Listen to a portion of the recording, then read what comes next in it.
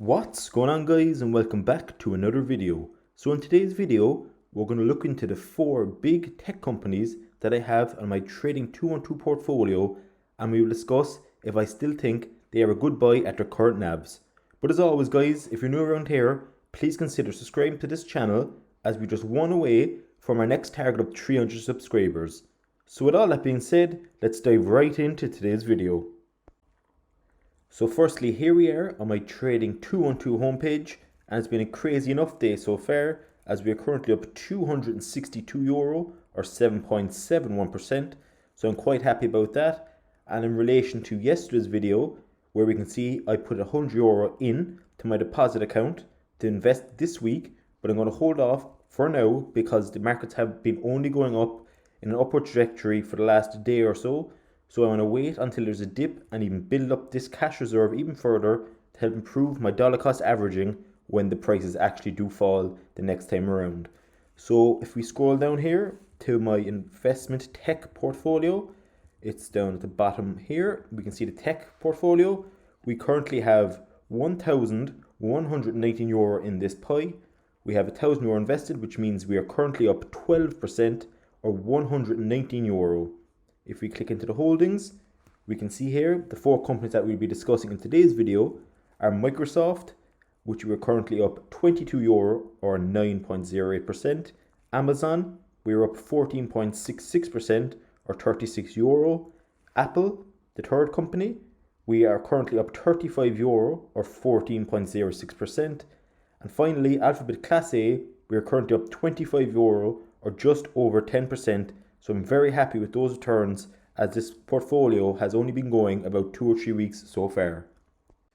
So firstly, let's discuss the 4 companies very briefly in terms of what the company actually does, their ticker, their sector they're in, and their current share prices. So first of all, we have Amazon, which is an American multinational tech company based in Washington, which focuses on e-com, cloud computing, digital streaming, and artificial intelligence.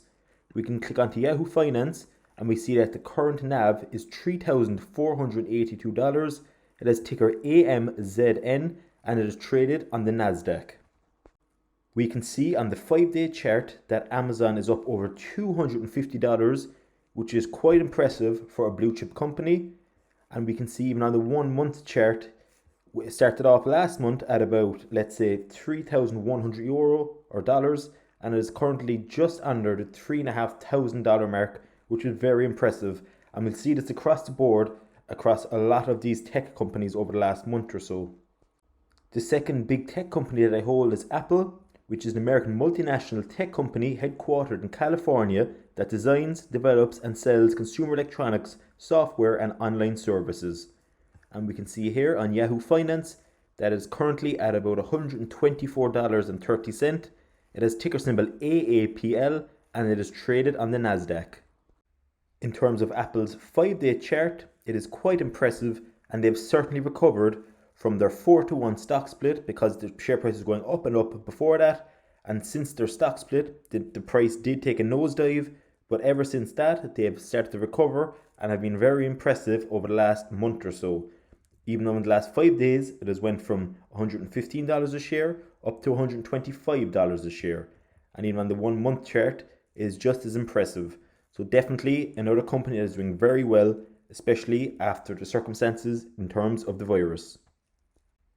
And the third big tech company in my portfolio is Alphabet Class A, or Google. So Alphabet Incorporated is an American multinational conglomerate headquartered in California. It was created through a restructuring of Google in October 2015 and became the parent company of Google and several former Google subsidiaries. Google has ticker symbol GOOGL for the Class A. It currently is trading at about $1,575, and it is traded on the Nasdaq. We can see on the 5-day chart that Google follows a similar trend to the 2 first companies that we've mentioned in today's video, and it has went from, let's say, about $1,472 5 days ago, and is currently up to about $1,576. If you look at the 1-month chart, however, it is more of a kind of V shape, whereas the other 2 companies started off low and went in an upward trajectory ever since, whereas this has kind of started off high enough at the start of the month, dipped on, let's say, the 23rd, and ever since has started going upward trajectory. And we can see here from the 6th onwards, it has nearly went up in a straight line. And the fourth big tech company that I hold in my portfolio is Microsoft. That was just worth mentioning as well, that if I had to pick a fifth company, although it technically isn't a tech company, it's more of a communication services sector based company, it is Facebook.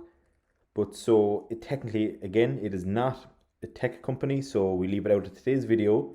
But in terms of Microsoft being the fourth biggest holding I have in the tech sector, it is an American multinational tech company headquartered in Washington. It develops, manufactures, licenses, supports, and sells computer software, electronics, personal computers, and related services. We can see then on Yahoo Finance that is currently trading at about $222.95. Its ticker is MSFT and it is traded on the Nasdaq. And again, like the other three companies mentioned before Microsoft, it follows a similar trend in terms of the 5-day chart. It started off 5 days ago at about $210 a share and is currently up to just under $223 a share, which is definitely impressive over a 5-day period. When you go into the 1 month chart again, it's pretty much the same, although there was a few highs and lows. But overall, again, since about the 6th of October, it has nearly went in an upward trajectory from $205.90 all the way up to just under $223. So each of these four companies did rise a good few percent in the last week or so in terms of their NAV. So there has been reasons behind each of these companies. For example, with Apple, their stock is performing higher because of their new iPhone events that are launching. In terms of Microsoft, we can see here that their stock has generated a total return of over 4,000% over the past 5 years, thanks to CEO's mobile first, cloud first strategy, which is really paying off for the company over the last few years. Also, in terms of Google, we can see here that their stock has a compelling investment case on Yahoo Finance. They have a good article about it if you want to have a read.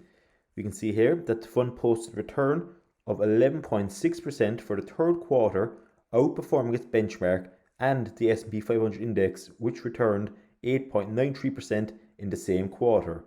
We can also see here then with Amazon, the reason Amazon stock has been going up, obviously not the only reason, but certainly one of the main reasons, is that their prime time is about to launch soon enough as well, which is definitely a good time because of traditional holiday season shopping coming up as well for the Christmas. And again, because a lot of people are staying at home and there's not a lot of kind of in-store shopping anymore, Amazon is certainly reaping the rewards from this. So in terms, if I think that the technology sector companies that I mentioned in today's video are a buy right now, I would have to say, just by judging of what I bought about 3 or 4 weeks ago, they are all up on average about 10 or 11%. So currently, at this present time, I wouldn't be buying any more of these companies due to their being on their overall highs over the last year or even 5 years for some of these companies. So I do think they're overpriced at the moment, but certainly I'll be building up a cash flow for when these companies start to drop, and I'll be buying more to improve my dollar cost averaging. And again, you can see that all 13 of my pies are currently green. There's not one of them in the red, which is always good to see. But then again, I won't be buying more until I start seeing some red in some of these sectors.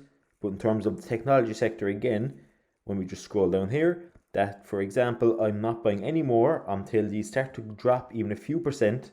And then once they're kind of more fair value, or even they start dipping into the red, hopefully, as crazy as it sounds, as a long-term investor, I don't mind seeing red because that's a great opportunity to buy more.